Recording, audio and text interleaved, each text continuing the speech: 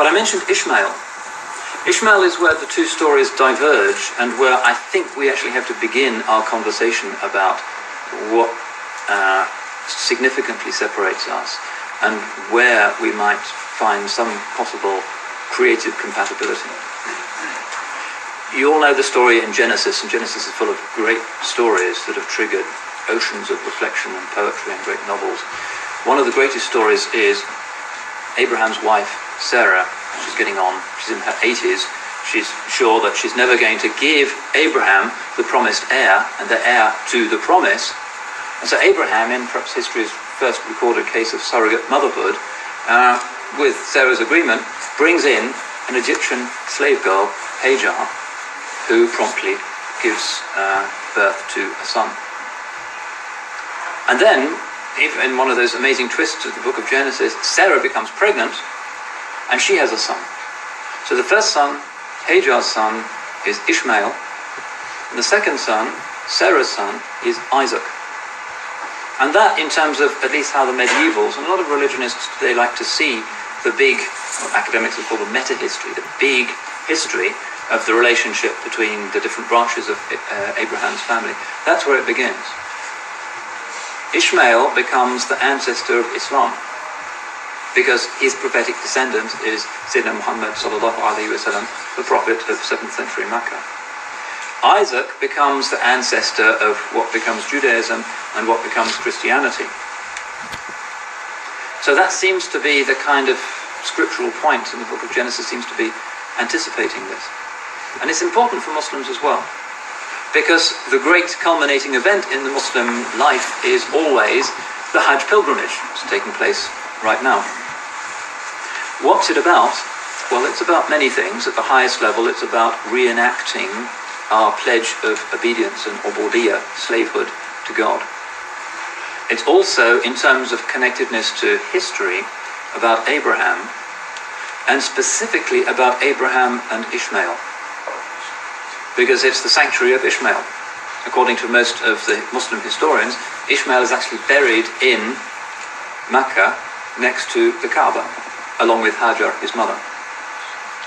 The Muslim story is that where Genesis has Sarah's jealousy driving out the slave girl, the surrogate mother, with her baby into the desert to, presumably, the readers would have thought, certain death, that doesn't just peter out in the desert, because the first son of a great patriarch and the signs that were given, and his name, Ishmael, which means the one who hears God, or the one whom God hears, must make him significant.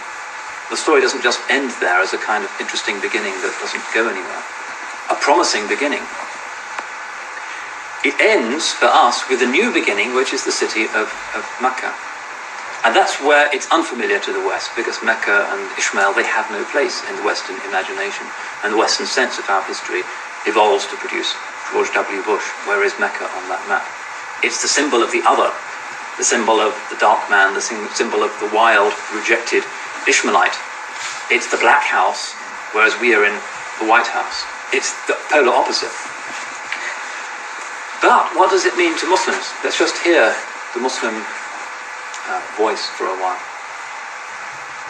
Ishmael is with his mother Hagar. They are rejected, and they go to this valley, part of the south of Canaan. Ishmael is thirsty, and there's a great painting. In fact, there are lots of great paintings of the scene, but the best known is by a French painter called Corot, which is Hagar in the wilderness. And she is there, and she is thirsty herself, and the child is at a distance, and she can't bear seeing the child suffering and the child dying. It's a moment of tremendous pathos, and apparently it's the end. But it's not the end, because the well of Zamzam appears. And from that symbol of suddenly new life, a wellspring in the desert, begins a new wellspring of a civilization that's going to be lived for God. That's important for the Muslim imagination, because our sense of what the story of Ishmael is precisely that God is with the outcast. That's what the Hajj means.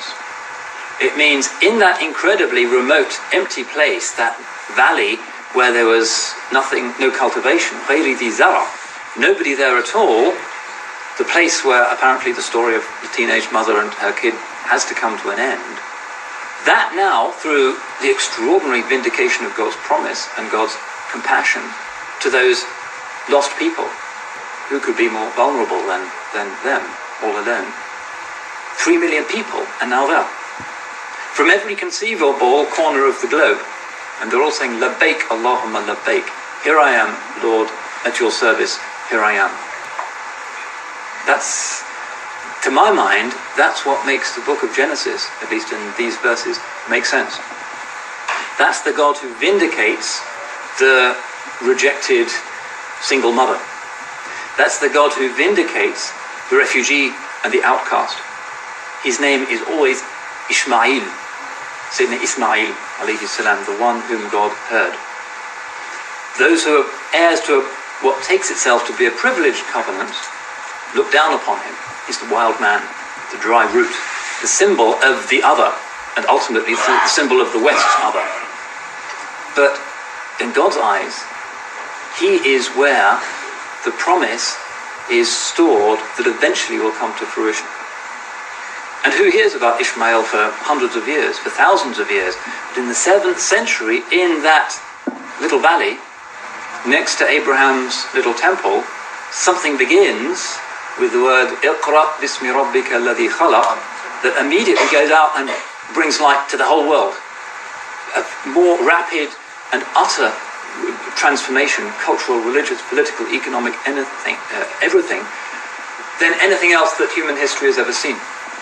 Overnight, the Middle East is no longer the Byzantine Empire with the churches and the emperor. It becomes the Islamic world, and is to this day. An incredible energy was unleashed from ultimately the one who was thought to be the one who was most rejected. Who is the most rejected in that story then? Hagar. She's not even properly Jewish. She's from Egypt, which is the symbol of the other, the Gentile other. And that for us means that our relationship as Muslims to the West is going to have this complex dimension that goes right back to this meta-history.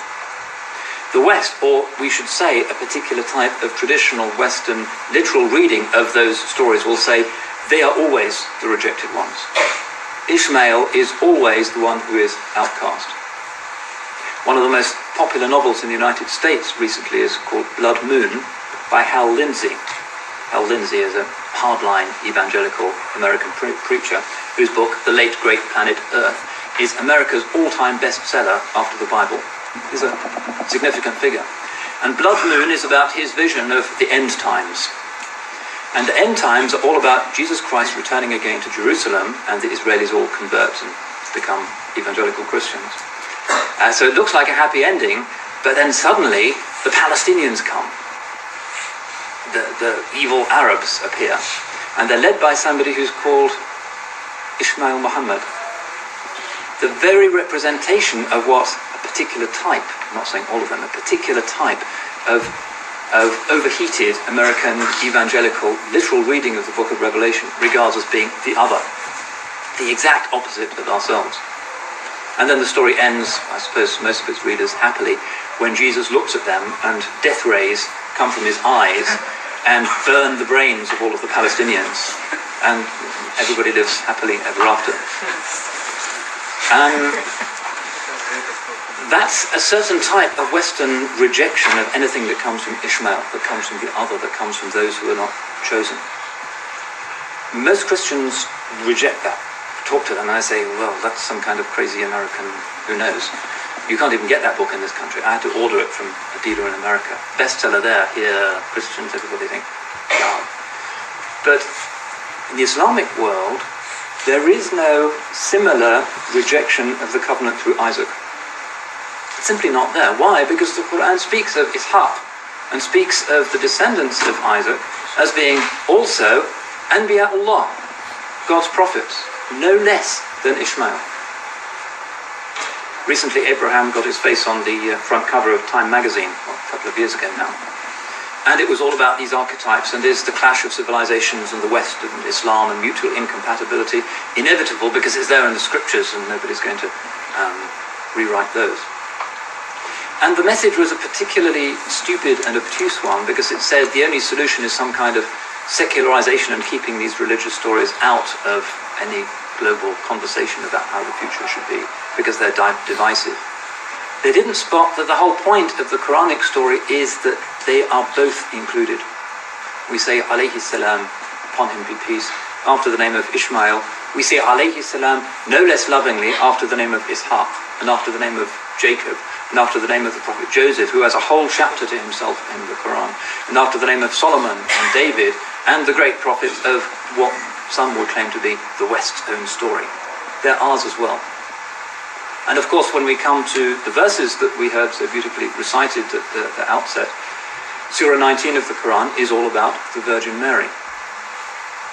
There are differences, but nonetheless, the point is, Islam is including, not excluding. The Jewish tradition is not really about including the story of Jesus and Mary. It's always kind of a problem for them to explain exactly what they were and what one should make of their claims. We embrace them in our own way, in our particular understanding of what it is to be an Abrahamic monotheist. The verses we heard have this extraordinary drama of the Virgin Mary coming into the city of Jerusalem, having given birth on her own. There's no sort of Christmas crib and three shepherds and that. It's not Quranic. She comes into the city, she's given birth on her own under a palm tree in the desert, and she's going to be accused of having done the obvious thing because there's no father anywhere in sight. She comes into the city to face the music. To make things even more difficult for her, as it were, the voice from heaven has said, you have to fast a fast of silence for 3 days. So she's not even going to be able to explain. It looks hopeless. Another of these stories, these rich stories that the scriptures can sometimes give us, of the woman who is absolutely vulnerable and rejected, who is then miraculously vindicated.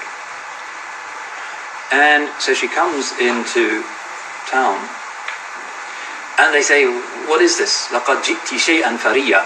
You've come up with an abomination, an obscenity. Obviously, you've committed adultery. What does she do? She can't speak. She's going to obey God's commandment. فَأَشَارَتْ إِلَيْهِ. And she pointed to him. She kind of looked like that at the baby. And they said, كَيْفَ نُكَلِّمُ مَنْ كَانَ فِي الْمَهْدِ صَبِيًّا. How can we speak to somebody who's a baby in the cradle? Even more outrageous. So she's indicating the child is going to explain. And then, the God of the heavens and the earth, in his absolute power, causes the child to speak. And he preaches. That's the amazing thing. He isn't immediately saying, well, actually what happened was this. He's saying what is the most important thing for them to know, and Allah will look after his mother. He knows that. He says, Inni Abdullah. I am God's servant. Atani al-kitaba wa ja'alani nabiyya. He has given me the book and has made me a prophet. Wa ja'alani mubarakan aynama kuntu. And he has made me blessed wherever I shall be. And this is the first of the sermons that he gives. And he presumably doesn't have any teeth yet, but he's still speaking, well, beautiful classical Arabic. It's very, very beautiful Quranic narrative.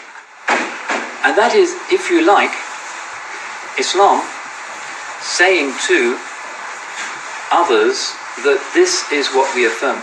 The most sacred and the most precious and the most beloved human being to you is also somebody who in our sacred and precious and beloved scripture we cherish. We cherish him so much that we give him this miracle that isn't even in your scriptures. The baby that speaks. It's in some of the extra-canonical early Christian stories. It's before the Quran, but it's not in the four Gospels. It's a beautiful story of Jesus being vindicated and vindicating, but first of all talking about what's important. But what does he say? And this is the essence of the difference between the two worlds. Inni Abdullah. I am God's slave. So, on the one hand, Islam is saying, we embrace him, we recognize him. His mother was a virgin, a pure woman. He is Al-Masih, the Messiah, in the authentic sense that the Jewish people have been led to expect. He will come again at the end of time. So here, the West story and the Islamic story seem to be really close. But what does he himself say? I am God's servant. If the central claim of at least mainline Western Christianity is that Jesus is God, human, and fully God, then that's where we find the parting of the ways. Because Islam, in its understanding of what it is to be an Abrahamic monotheist, will say you can't actually do that. You can't combine the finite and the infinite in a single entity. And you can turn all kinds of clever theological somersaults to do that. Islam tends to be rather impatient with those. That's going to be a difference. That will be a difference. But nonetheless, there are different Christian interpretations, and I think that the reality is that Muslims and those who still follow the indigenous religion, if you like, of the West, can really get on because we're close, but we're not identical.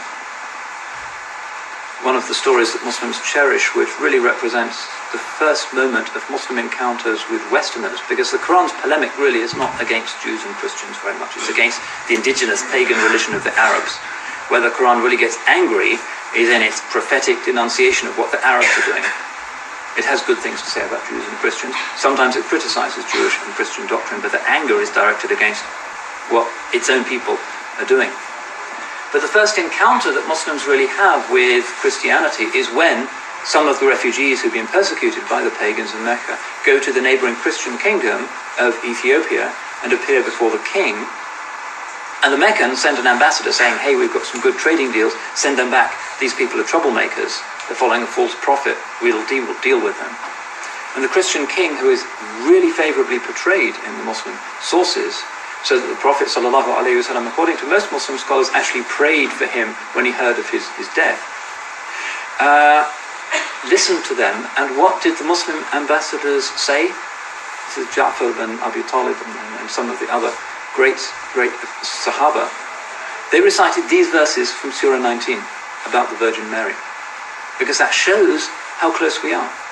That precious thing that Christians would think is only ours, love for the Blessed Virgin, right there in the scripture of the people who supposedly are the absolute opposite of what it is to be Western. So he recites this, and the eyes of the Najashi, the Negus of Abyssinia, fill with tears, and he draws a line on the ground, and he says, the difference between you and us is only as much as this line. And he sends away the Meccan negotiators empty-handed. That's a mark of wisdom. That's a tolerant ruler. And the Holy Prophet ﷺ was right to assume that Muslims would be well treated there. But there is a line. The Negus of Abyssinia is not saying it's the same. Our doctrines are the same, because if you listen to those verses, you can see there's a different understanding of who Jesus is there, and that is a real issue between Muslims and Christians. But still, at that very first moment in the history of the engagement between Islam and the West, it's a positive story. The Muslims are doing something beautiful. They're physically very beautiful people, according to the Hadith, and very dignified. And the Christians and the bishops are obviously very impressed by these monotheists who've come from this wild, idol-worshipping town. Something interesting has come to them. They're open-minded, open-hearted enough to see that, and the emperor gives them refuge and gives them protection, and says there's a difference between us, but it's like that. That's a wisdom that not too many of us, Muslims or Christians or secularists, really are comfortable with. We like to see things in terms of either or. Very seldom do we think in terms of both and. And it's even more awkward and perhaps untidy to believe in terms of, well, in most cases, both and. In a few issues, there's going to be either or. Muslims and Christians will not agree over whether Jesus was God or not. And on so many other things, including these beautiful, reverent passages about figures that are allegedly at the heart only of the Western story, suggests that any claims, whether made by Muslims or others, about the mutual repulsion of Islam and the West are simply not correct, because the scriptures themselves, by the generosity and good providence of God, simply don't allow us to think in those adversarial terms. Anyway, I'm sure I've spoken for longer than I'd meant to. Sorry about my poor time management, but I believe there's going to be time for questions. Is that the plan?